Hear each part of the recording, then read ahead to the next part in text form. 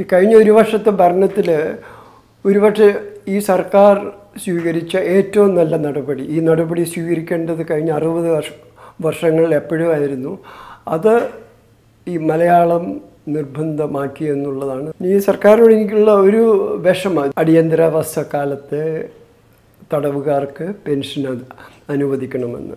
ഇത് അനുവദിക്കുകയില്ല എന്നൊരു തീരുമാനം കഴിഞ്ഞ മാസം സർക്കാർ കൈക്കൊണ്ടു. ഇത് തീർച്ചയായിട്ടും 400 പേരേ ഉള്ളൂ. അപ്പം അതുകൊണ്ട് അവർക്കുള്ള സർക്കാരിന് വലിയ ചിലവ് വരുന്ന സംഗതിയല്ലായിരുന്നു. പക്ഷേ ഇതൊരു ആശയപരമായ തീരുമാനമാണ്. പോലീസ് ഒരു പക്ഷേ ഈ സർക്കാരിൻ്റെ ആശയപരമായിട്ടുള്ള നിലപാടുകൾക്ക് അനുസൃതമായിട്ട് അല്ല ഒരു പക്ഷെ നിലകൊള്ളുന്നത്.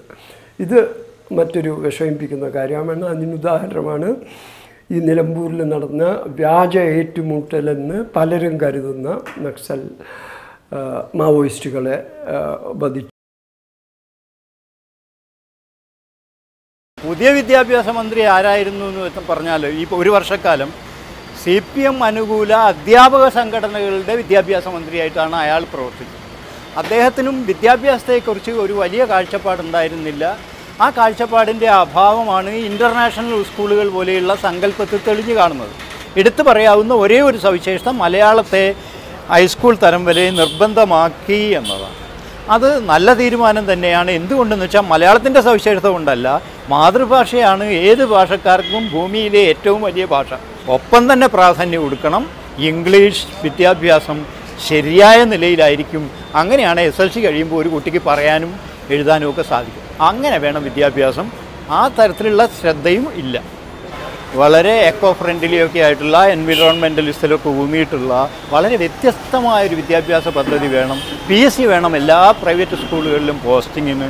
പിന്നെ ഈ വിദ്യാലയങ്ങളിലൊക്കെ നല്ല അധ്യാപകരെ കിട്ടാനുള്ള ശ്രമം ഉണ്ടാകണം.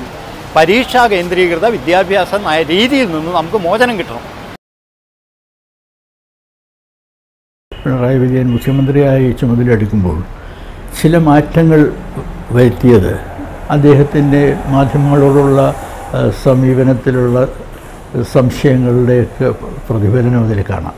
ഉദാഹരണത്തിന് വിവരാവകാശ നിയമത്തിൽ ചില മാറ്റങ്ങൾ വരുത്തി. പിന്നെ ക്യാബിനറ്റ് തീരുമാനങ്ങൾ യോഗം കഴിഞ്ഞാൽ ഉടനെ മാധ്യമങ്ങൾക്ക് കൊടുക്കുന്ന സമ്പ്രദായം മാറ്റി.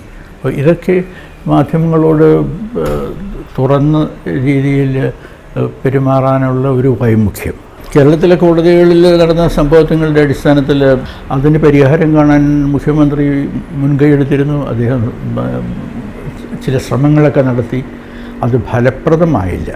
അത് ഫലപ്രദമാകാത്തതിൻ്റെ കാര്യം അതിന് അദ്ദേഹത്തിൻ്റെ കുറ്റമല്ല. അത് കോടതി പരിസരത്ത് നടക്കുന്നത് എന്താണ്, അത് നിയന്ത്രിക്കാനുള്ള അധികാരം ആർക്കാണ്? അത് ആ കോടതിയുടെ പ്രധാന വ്യക്തിക്കാണ്. അതായത് ഹൈക്കോടതിയാണെങ്കിൽ ചീഫ് ജസ്റ്റിസാണ്. അവർക്ക് ഫലപ്രദമായിട്ട് പ്രവർത്തിക്കുവാൻ കഴിയുന്നില്ല എന്നുള്ളതാണ് നാം കാണുന്നത്. കൃഷിയെ സംബന്ധിച്ച് പറയുകയാണെന്നുണ്ടെങ്കിൽ ഏറ്റവും വലിയ ഒരു സംഗതി ഈ സർക്കാർ ചെയ്തത്, കഴിഞ്ഞ ദിവസം കേരള അസംബ്ലിയിൽ ജനിതക മാറ്റം വരുത്തിയ കടുകിന് എതിരായിട്ടുള്ള ഒരു പ്രമേയം പാസാക്കി. അത് ലോക ചരിത്രത്തിൽ ഒരു പ്രധാന സംഗതിയാണ്. തരിശായിട്ട് കിടക്കുന്ന ഭൂമികൾ അത് കൃഷി യോഗ്യമാക്കി മാറ്റിയിട്ടുണ്ട്. LDFന്റെ മാനിഫെസ്റ്റോയിൽ പറയുന്ന ഒരു പ്രധാന സംഗതി ഞങ്ങളെ സംബന്ധിച്ചോളം, ഒന്ന്, കൃഷിഭൂമി ഒരു സംരക്ഷിത മേഖലയായിട്ട് പ്രഖ്യാപിക്കാമെന്ന് പറഞ്ഞിട്ടുണ്ട്. അത് ഇതുവരെ നടന്നിട്ടില്ല. ഞങ്ങൾ എന്നും പറഞ്ഞുകൊണ്ടിരുന്നത് വനത്തിന്റെ അതിരുകളൊന്ന് മര്യാദയ്ക്ക് തീരുമാനിച്ച് ജണ്ട ഇട്ട് ഉറപ്പിക്കണം എന്നുള്ളൊരു സംഗതിയാണ്. അത് ഈ ഗവൺമെന്റ് കാര്യമായിട്ട് എടുത്തിട്ടുണ്ട്. ഏതാണ്ട് 600 കിലോമീറ്റർ കഴിഞ്ഞു. ഇനിയൊരു 3000 കിലോമീറ്റർ കൂടിയുണ്ട്. അത് ചെയ്യും എന്നുള്ളൊരു പ്രതീക്ഷയാണ്, ചെയ്തുകൊണ്ടിരിക്കുകയാണ്. ഞങ്ങൾക്ക് വോട്ട് ചെയ്താൽ എല്ലാം ശരിയാവും. എല്ലാം ശരിയാവും പോയിട്ട് എന്തെങ്കിലും ഒന്ന് ശരിയാവുന്നതിൻ്റെ സൂചന ഇതേവരെ കുടിവെള്ളത്തിൻ്റെ കാര്യത്തിലാണെങ്കിൽ, അല്ലെങ്കിൽ റോഡ് വികസനത്തിൻ്റെ കാര്യത്തിലാണെങ്കിൽ, മറ്റേതെങ്കിലും പാർപ്പിട പ്രശ്നത്തിൻ്റെ കാര്യത്തിലാണെങ്കിൽ ഒന്നും ശരിയാവുന്ന ഇതില്ല. അപ്പോൾ പിന്നെ ഈ അതിശയോക്തിപരമായ വാഗ്ദാനങ്ങൾ കൊടുത്ത് ജനങ്ങളെ വഞ്ചിച്ചു എന്നുള്ള ഒരു വിമർശനം മാത്രമേ എനിക്കുള്ളൂ.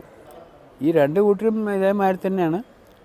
പിന്നെ മറ്റേ കൂട്ടർ ഭരിക്കുമ്പം ഇവർ വലിയ ക്രിറ്റിസിസം വിമർശനമൊക്കെ കൊണ്ടും പുതിയ വാഗ്ദാനങ്ങൾ കൊടുക്കും.